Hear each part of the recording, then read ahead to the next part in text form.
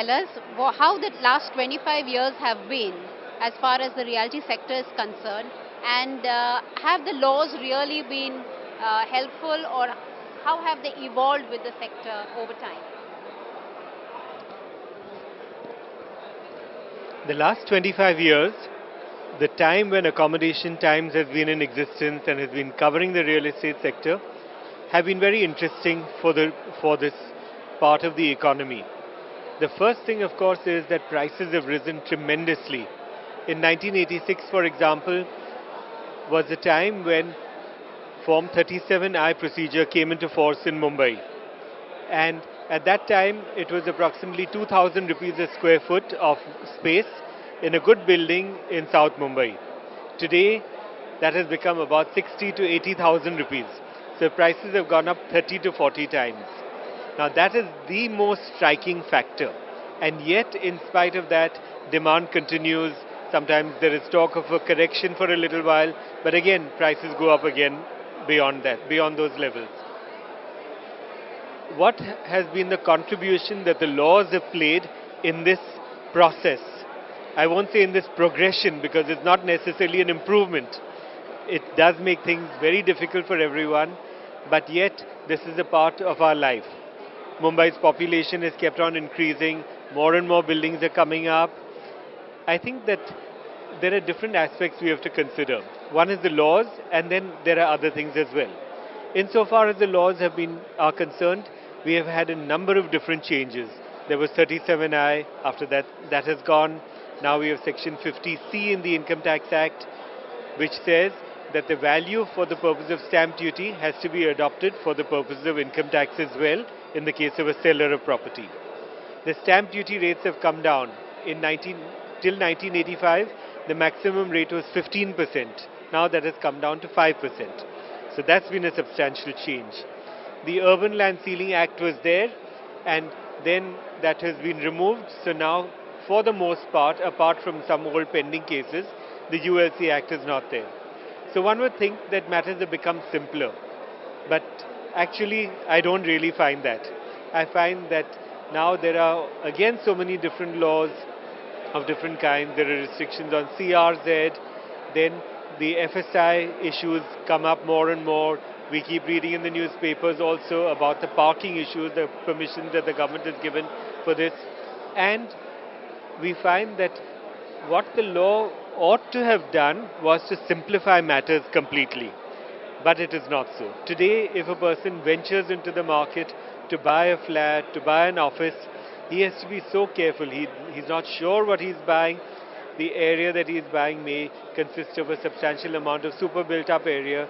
You look at any plot of land and you find that even though the FSI on that plot in South Mumbai, for example, should be 1.33, you find a multi-story building of 10 or 15 or 20 or 30 stories. How is that possible?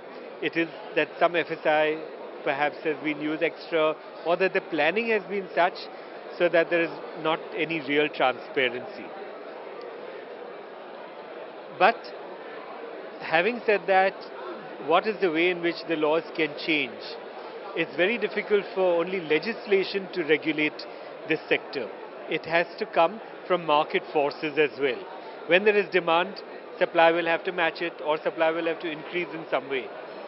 So I think that there's a limit to what the laws can do, but we have to make the economic forces be channelized in a different direction, which I think is going to happen in the next 25 years. Then, my next question is, you think in the next 25 years, buying an apartment or buying a flat in Bombay or buying a house would be a very would it be more easy? Could it be less complicated, let's put it that way, and less scary? People have to go through so many processes, even go through government, regulation, hassles. So do you think that is going to change at all?